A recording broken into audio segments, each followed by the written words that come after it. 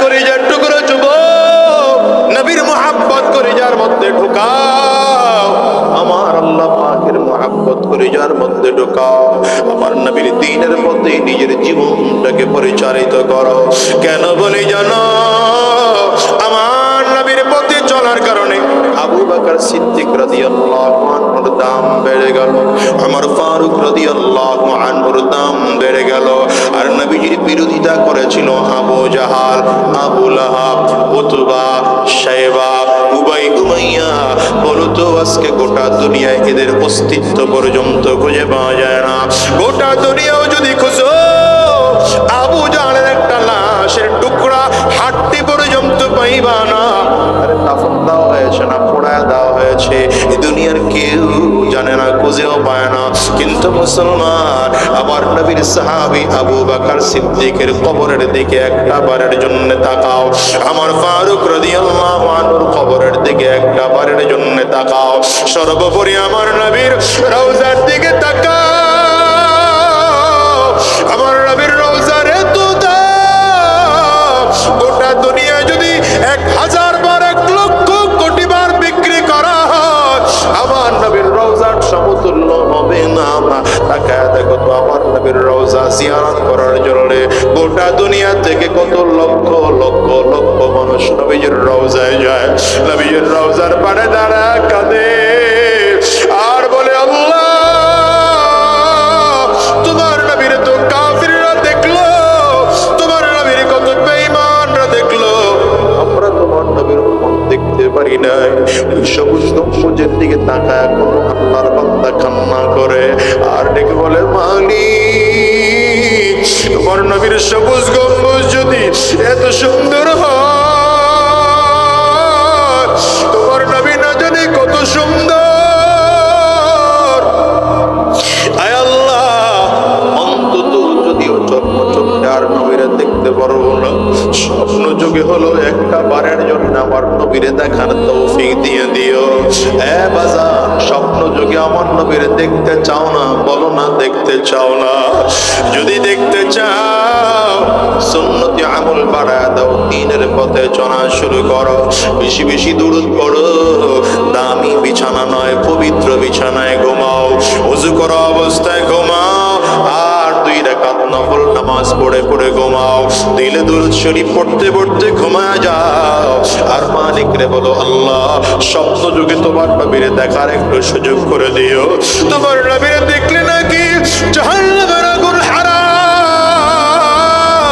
আয় আল্লাহ তোমার নবীরে দেখার সুযোগ করে দিও। ও দুনিয়ার মুসলমান, দেখো নবীজির রওজার কারণে আবু বকর সিদ্দিক রাদিয়াল্লাহু আনহুর কবরের দামটাও বেড়ে গেল, নবীজির রওজার কারণে ওমর ফারুকের কবরের দামও বেড়ে গেল। আমার নবীর সালাম দিতে যাও তো আবু বকর সিদ্দিকেরও সালাম দিতে হয়, আমার নবীর সালাম দিতে যাও তো আমার ফারুককেও সালাম দিতে হয়, কারণ আমার নবীর পাশেই আবু বকর সিদ্দিক ঘুমায়, আমার নবীর পাশে আমার ফারুক ঘুমায়। দুনিয়ার মুসলমান, এই মানুষগুলো এত দামি কেন হলো? আমার নবীর দেখানো পথে চলেছে। এ বাজার, যদিও নবী জমিন থেকে বিদায় হয়ে গেলেন, নবী আর আসবেন না, আমার নবী আর জমিনে আসবেন না, কিন্তু আমার নবীর কুরআন ও সুন্নাহ এখনো জমিনে আছে না নাই? জোরে জোরে চিল্লায় বলুন না। আর আমার জন্য আমার নবী এখন রওজায় বসে বসে কান্না করে। আমার নবী তোমার আমার কাছে দিন পৌঁছানোর জন্য ওই বদরের ময়দানে সশরীরে রক্ত ঝরিয়েছেন, যুদ্ধ করেছেন, উহুদের ময়দানে নবীজির দান মুবারক শহীদ করেছে। আরে আমার নবী কেমন জানো, উহুদের ময়দানে বীর বিক্রমে আমার নবী যুদ্ধ করে বেঈমানগুলো আমার নবীকে লক্ষ্য করে বারবার বারবার করে তীর মারে, তীরটা আঘাত এসে আমার নবীর কলি মুবারকে ঢুকে যায়। আমার নবীর মাথা থেকে লোহার টুপিটা ভেঙে গেল, লোহার টুকরা আমার নবীর মাথার মধ্যে ঢুকে গেল, নবীজির ওখান থেকে রক্ত টপ টপ টপ টপ করে বের হতে আরম্ভ করেছে। আমার নবী বেহুশ বেহুশ, পাথরের আঘাত লেগে আমার নবীর দাঁত ভেঙে জমিনের মধ্যে পড়ে যায়। বেঈমানগুলো ঘোষণা দিল, কুতিলা মুহাম্মদ, মুহাম্মদ জমিন থেকে বিদায় হয়ে গেল। দুনিয়ার মুসলমান, তোমার আমার কাছে দিন পৌঁছানোর জন্য নবীজি তায়েফের জমিনে গিয়ে মার খেয়েছে। আমার নবীর কোনো অপরাধ নাই, তায়েফের জমিনে গিয়ে শুধু গলিতে গলিতে ঘুরে আর আমার নবী বারবার করে ডেকে ডেকে বলে, ইয়া আইয়ুহান নাস কুলু লা ইলাহা ইল্লাল্লাহ তুফলিহুন। তায়েফবাসী কালিমা পড়ে বলো, মুসলমান হয়ে যাও, সফল কাম হয়ে যাবে। এতটুকু আমার নবীর অপরাধ ছিল। বেঈমান তায়েফের কাফির মুশরিকেরা রাবারের গুলিগুলোর মধ্যে ছোট ছোট পাথরের টুকরাগুলো ঢুকে টেনে টেনে আমার নবীর গায়ে মেরেছে। এত জোরে আঘাত, আমার নবীর চামড়া ছিদ্র হইয়া কুষ্ঠের মধ্যে পাথরের টুকরা ঢুকে যায়। নবীজি হাঁটতে পারেন না, মাথা ছিদ্র হয়ে রক্তগুলো টপ টপ করে শরীরের মধ্যে পড়ে।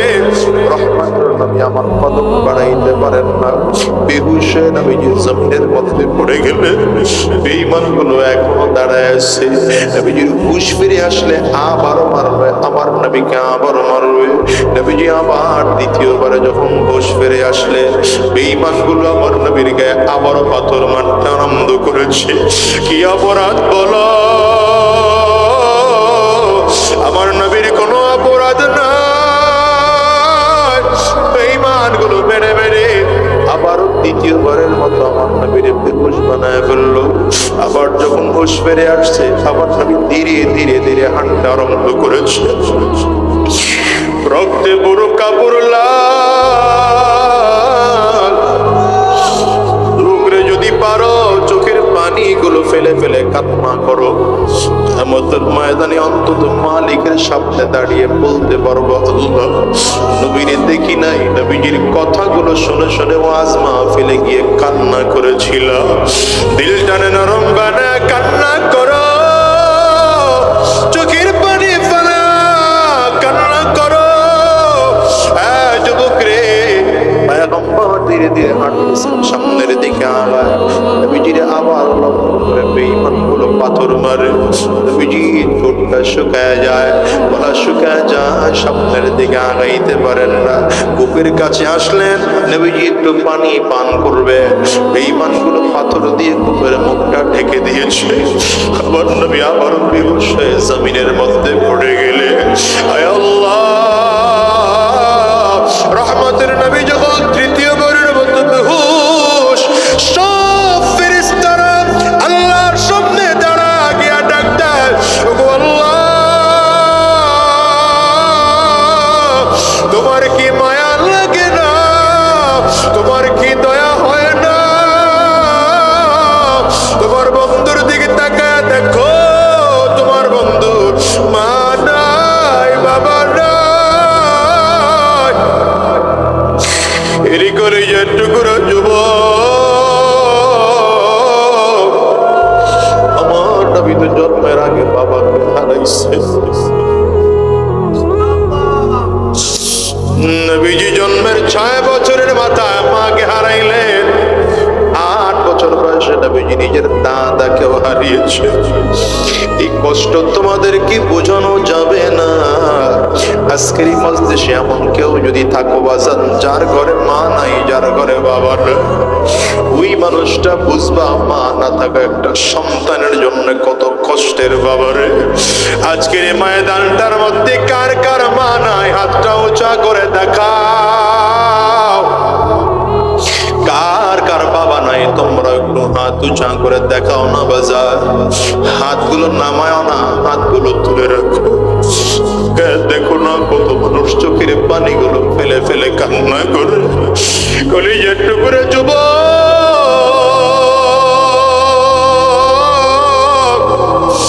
আজকের এই মাহফিলের মোনাজাত করে গেলে বাসায় যাইবা, দরজার মধ্যে টোকা লাগাইবা, মা তোমার দরজা খুলে দিবে, বাবা তোমার দরজা খুলে দেবে।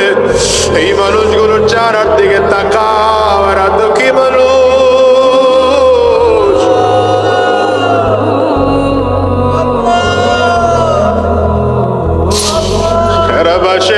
দরজার মধ্যে ঢুকে দিলে মায়ের দরজা খুলবে না। আমি আজাদিও একজন দুঃখী সন্তান রে বাবা, ইয়েতিম সন্তান। আজকে 20টা বছর হয়ে গেল আমি আমার মাকে হারায় ফেললাম। নিজের টুকরো যুবক রে, অনুরোধ করে যাই মার বাবার সাথে বেয়াদবি আচরণ করিও না, বরং চরম দোয়া শিখায় দিয়েছেন, রব্বির হামহুমা কামা রাব্বায়ানি সগীরা।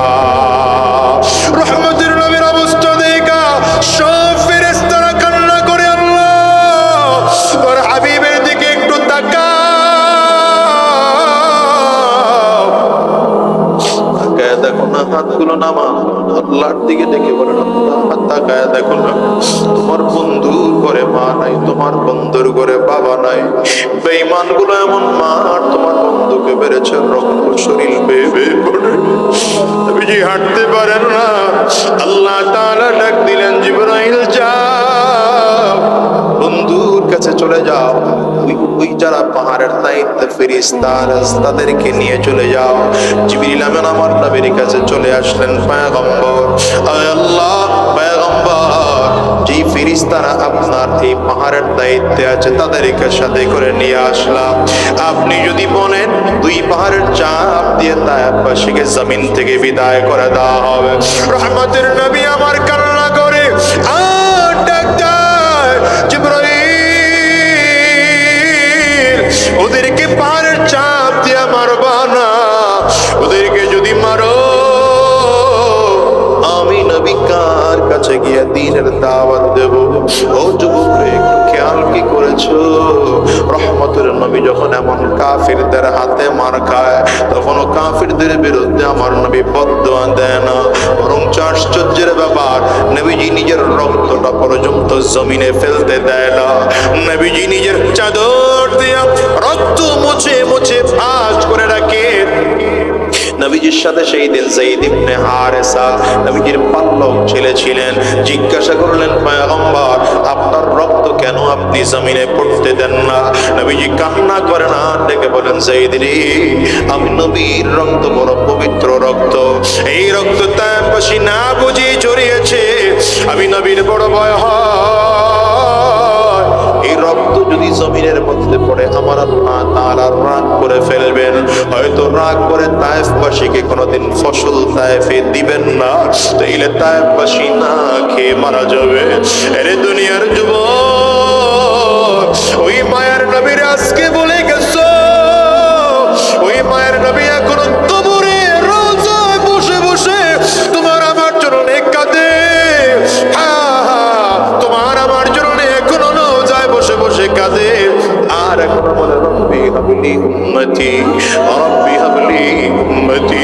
হাদিসে আসছে কিয়ামতের ময়দানে সব নবীরা যেদিন ইয়া নফসি বলবে, মানুষ তাকে দেখবে, সূর্য মাথার বুড়ো মাথ উপরে দেখা যায়, মাথার মগজগুলো সূর্যের তাপে টকবক টকবক করে ফুটতেছে এমন মনে হয়। সকল নবীরা আল্লাহ আমারে বাঁচাও, আল্লাহ আমারে বাঁচাও, আল্লাহ আমারে বাঁচাও, ইয়া নফসি বলে চিৎকার করবে। হঠাৎ করে মানুষগুলো শুনবে কোথা থেকে যেন আওয়াজ আসতেছে, রব্বি হাবলি উম্মতি, রব্বি হাবলি উম্মতি। আয় আল্লাহ আমার উম্মতরে বাঁচাও, আয় আল্লাহ আমার উম্মতরে বাঁচাও। মানুষগুলো তাকে দেখবে আর কেউ নয় তো তোমার আমার নবী। ও কলিজার টুকরা যুবক, আজকে সেই নবীরে বলে গেলাম, অনুরোধ করে যাই বাবা, আল্লাহ তাআলা যদিও তোমার আমার মধ্যে গুনাহ করার শক্তি দিয়েছে, সাবধান, গুনাহ করা যাবে না, গুনাহ করা যাবে না, গুনাহ তো করা যাবেই না, বরঞ্চ নিজের আকলটা খাটায়া কোরআন ও সুন্নাহর পথে চলা লাগবে, এমনকি নবীজির বাতানো পথে চলা লাগবে। সাবধান, যদি গুনাহ হয়ে যায় তোমার মালিকের কাছে তওবা করবা, রাতের অন্ধকারে দাঁড়ায় যাও আর মালিকের কাছে চিল্লায় চিল্লায় কাঁদতে থাকো, তাহাজ্জুদ নামাজের মধ্যে দাঁড়ায়া আর ডেকে বলো, আল্লাহ আমার চেয়ে বড় গুনাহগার এ জমিনে কেউ না, আমার চেয়ে খারাপ মানুষ এ জমিনে আর কেউ না, আমার চেয়ে বড় জাহান্নামের আসামি জমিনে আর কেউ নাই। এ বাজার, আজকের এই মাহফিলটার দিকে তাকায় দেখো না, আজকের এই মাহফিল কারো জীবনের শেষ মাহফিল হতে পারে, আজকের এই রাত কারো জীবনের শেষ রাত হতে পারে, আজকের এই মোনাজাত কারো জীবনের শেষ মোনাজাত হতে পারে। বাজান রে, ওই জন্য অনুরোধ করে গেলাম, দুনিয়ার মহাব্বত ছেড়ে দাও, নিজের গুনাহের কথা স্মরণ করে কান্না করো।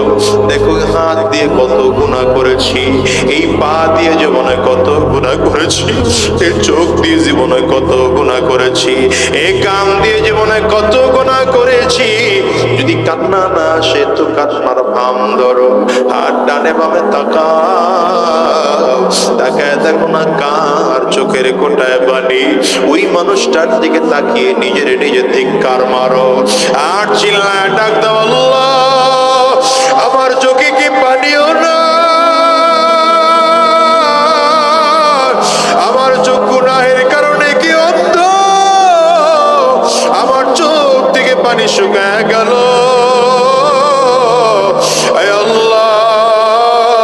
আজকের ময়দান থেকে সবাই মিলে ওয়াদা করে বের হও, আর হারাম রাস্তায় চলবো না, আর শয়তানি রাস্তায় চলবো না, আর গুনাহের পথে চলবো না।